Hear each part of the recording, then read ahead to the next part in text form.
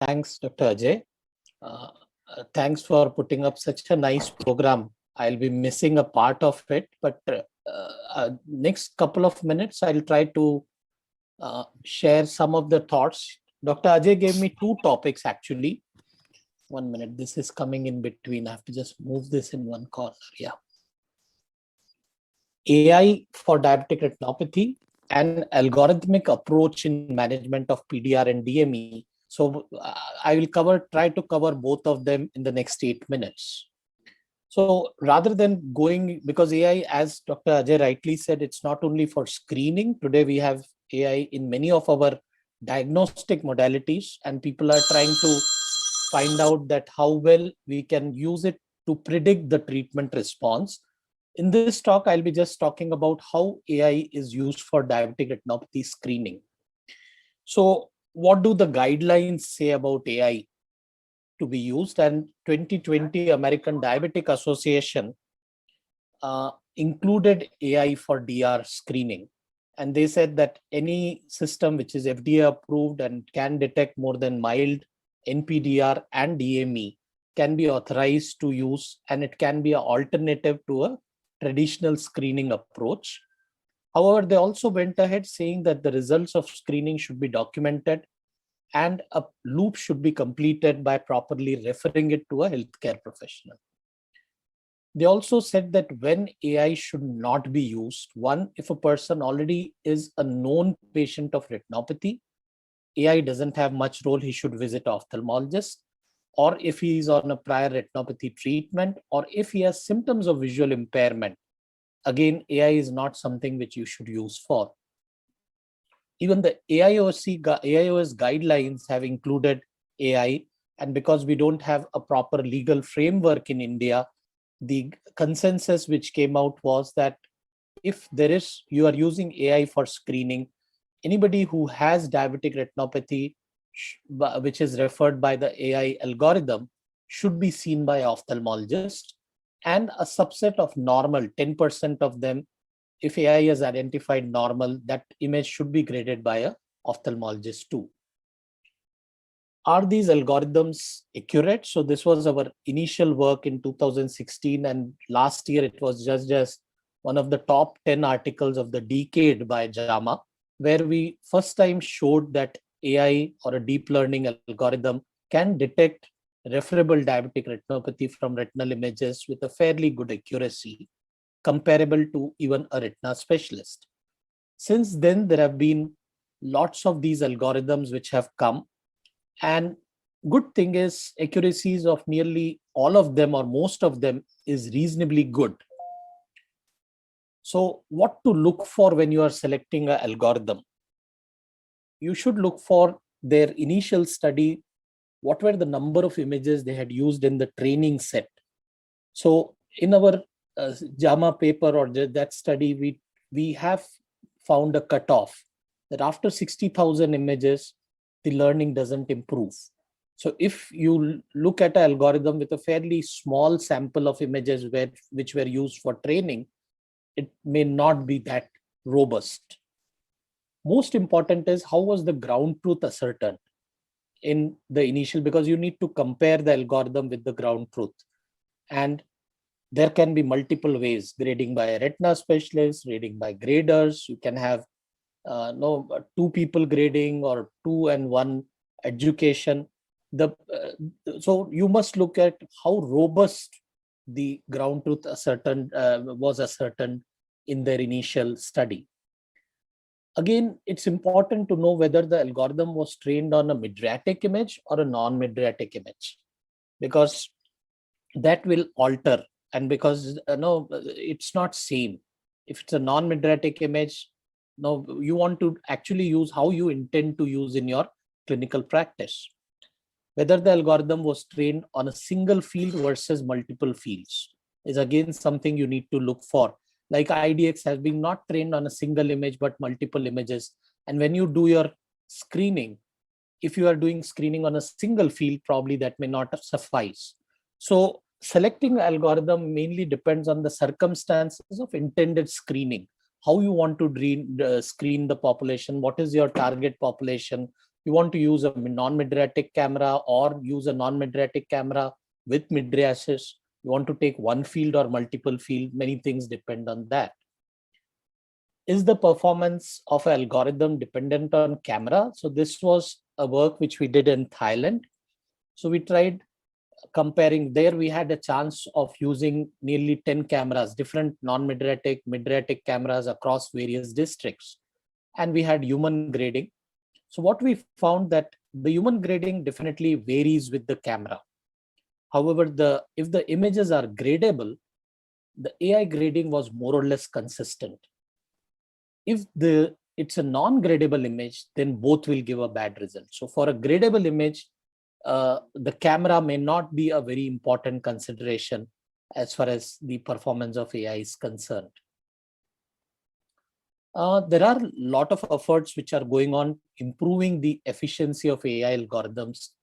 And this is one of our recent work where we labeled the DME from the OCT.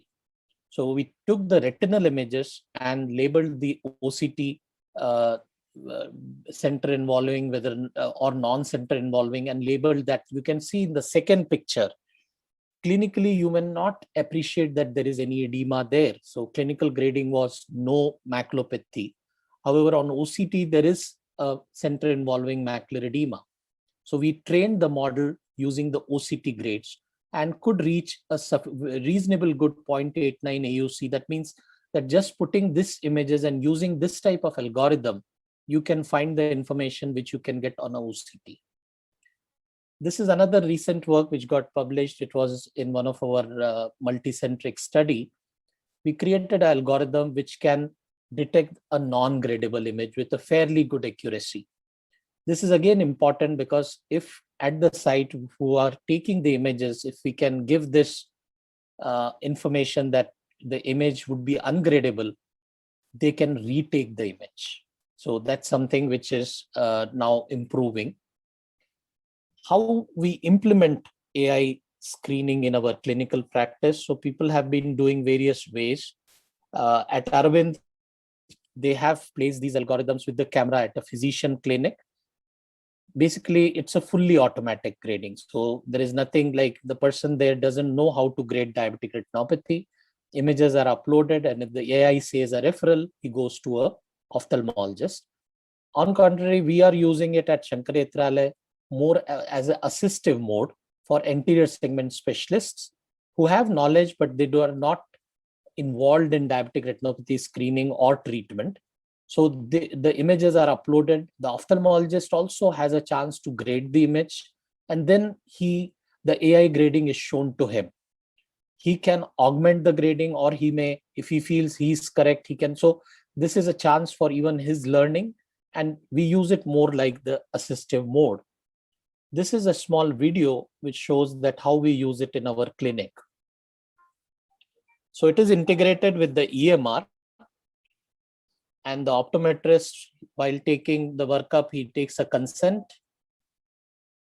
The images are uploaded, and once he uploads the image, he also uploads some other information, whether it was dilated or cataract was there or not,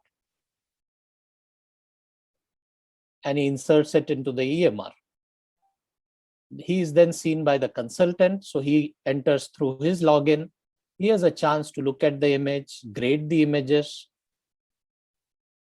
and then he says view AI results. And based on that, if he wants, if there is difference, he can again change, or he may continue having the same advice. So this is the initial 350 patient experience using in the clinic, and as compared to the ophthalmologist grading, the accuracy seems to be pretty good, maintaining what we saw in our study, more than 0.885. Regarding referable retinopathy, meaning severe NPDR, PDR, and DME, sensitivity specificity again is pretty high in this group of population, the pilot study which we had done in the hospital. We also used another AI algorithm which was developed in Korea to try to see, can we reduce the referral? So we kept this in the glaucoma clinic, and there it graded and we took the ground truth from the retina specialist, and you can see fairly good sensitivity specificity, just 5 minutes more.